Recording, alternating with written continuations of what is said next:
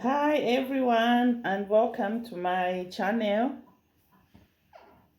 My name is Oneni Mpofu. I'm a nurse by profession, and on my channel I talk about life in the diaspora. So today, as you have seen from the description, we are going to talk about the overseas healthcare assistant salary.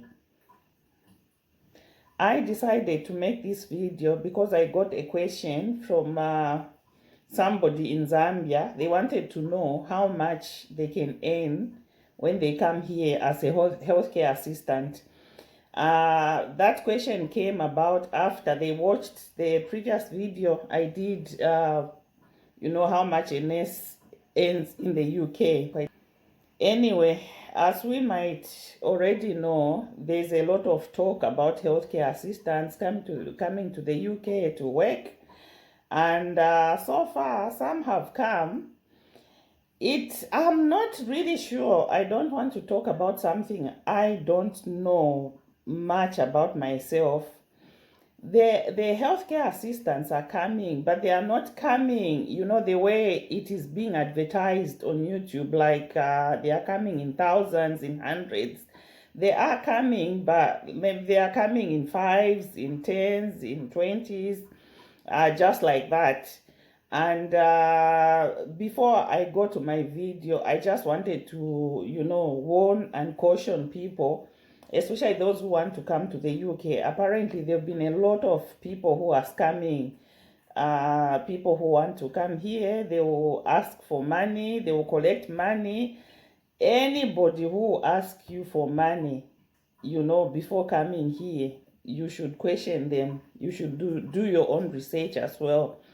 Don't just take anybody's word for it, because as far as I know, if you are coming here, you are not supposed to pay anything. Whoever is sponsoring you is supposed to get everything in order for you. Unless maybe things like you pay for your visa, things like that, yes. But if they say, oh, registration fee is maybe 3,000 kwacha, that should ring alarm bells.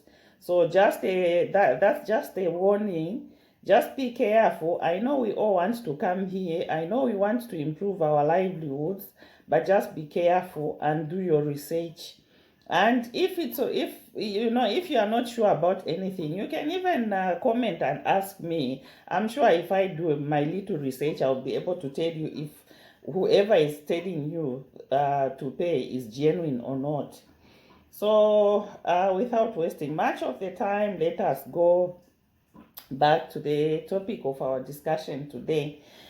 So yeah, we are talking about salaries in the UK of a healthcare assistant. And then before I go to that, if you can also check out my videos about the cost of living in the UK, because the cost of living in the UK has really gone high.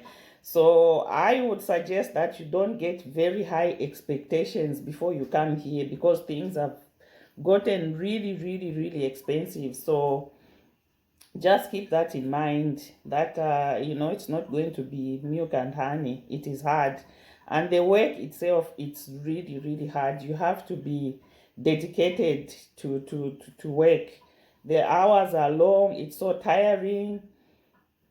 Yeah, so anyway, at the end of the day, it is your decision. If you want to come, and you see for yourself. I'm here to talk about the salary. So most of the healthcare assistants that are coming here are actually being employed in the private sector, not in the NHS. The NHS is the National Health Service. It's the government, obviously. And the NHS pays much, much better than the private sector in terms of healthcare assistance, because in the NHS there's what we call banding system. So like if you come in from, I'm not quite sure with healthcare assistants, I think they start from band 2. If you're band 2, they will be like you start on a certain pay, maybe like 18,000, and after 18,000 per year. After a year, they increase it until you get to a certain amount. And then you can go on to band 3, you can go on to band 4, but band 4 you have to do a special course. But what I have noticed, I might be wrong. If I'm wrong, please, you are welcome to comment in the section. We can, teach each other. I might be wrong, but I've not seen any overseas healthcare assistant come directly to work in the UK, unless maybe if the wife or the husband is a nurse, they come and then they get a job through the wife or the husband, but not directly being brought from like Africa to here. I've not met such a person before. I might be wrong, but most of the healthcare assistants that are coming in the private sector. So now in the private sector, they are what we call nursing homes. Nursing homes are where they keep, I would say, mostly elderly people who are unable to care for themselves at home, who need a bit of extra help, maybe with washing, maybe with eating, maybe with, just activities of daily activities of living. So those are the people who go in nursing homes.